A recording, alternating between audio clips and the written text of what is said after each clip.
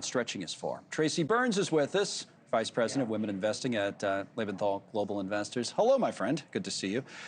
You too. So we can talk about markets and the bounce back today, or what oil does when the president speaks about the war.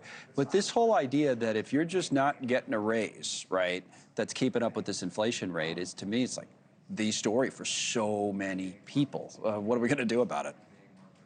Right, because at the end of the day, no one cares about CPI or whatever the quote is. They care about the fact that when they go to get their coffee, it's more money, or that the pump is more, or their electric bill is up, right? All that's day-to-day stuff. I don't care what data points to. I just know that my check is not going as far as I can. So at the end of the day, though, Connell, this is an energy story. Inflation, if you remove energy, It's true. it's not as awful as we think. This is an energy story. It's an oil story. And we need to get gas prices back down, which basically means we need to finish what we're doing in Iran. Well, the president says this memo is going to be signed this weekend. So say, for argument's sake, that happens and the Strait opens. And as I've been saying throughout the show, we've heard this a number of times and it hasn't come to fruition yet. But maybe it does this time. This is the point you're making. I have it on the telestrator. We have 4% inflation, which sounds high because it is. The Fed says, oh, we wanted around 2%, so over 4. But if you look at all these numbers, groceries, airlines are up a lot. But some of these other increases are not as much, or not even close to what you see here. Gasoline, 40.5%. So is it your expectation that if we get this Strait opened over there, that they come down fast? I know the president's term is drops like a rock. I don't know if that'll happen, but will it come down fast? I think coming up on summer travel, we hope to God it comes down fast, because a lot of people are taking trips. A lot of people are getting in cars, going to see their family. They're hoping it comes down fast. Look, we're coming up on these midterm elections too, right? So they need to bring this down at some point. The summer travel point, that's actually a really good point.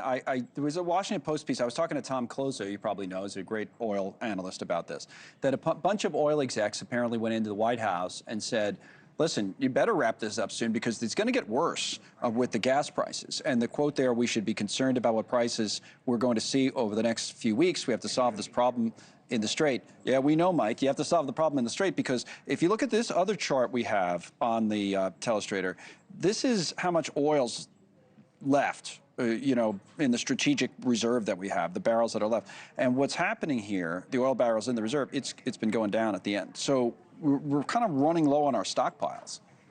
That's the thing, right? We're not worried about oil today. I mean, the price is kind of killing people.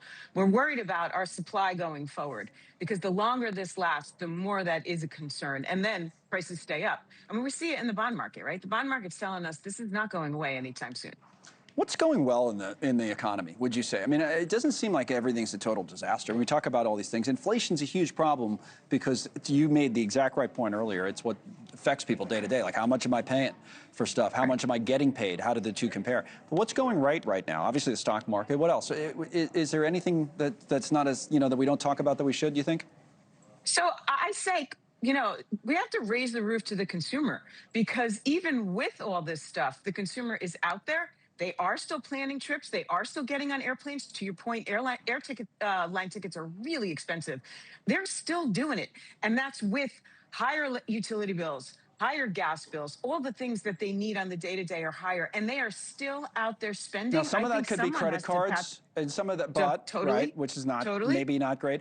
But some of it also could be the stock market, is it? 100%. I mean, look, if you see that your retirement account is up, you sort of get this false sense of security to get out there and spend. That's for sure. And you know what? We've been talking about credit card debt exploding. I feel like since you and I were on air together, and people still keep finding ways to use their credit cards. So yes, I think they have too much credit card debt out there, but they still find ways around it, and they're still using the plastic. It was a long time ago when we were on air together. It was back in the black and white TV days, wasn't it? Thank you, Trace. The great antennas. That's right. Yeah. Go play with it a little. Give it a kick. All right. So the verdict is in for a Democrat running for Congress in New York.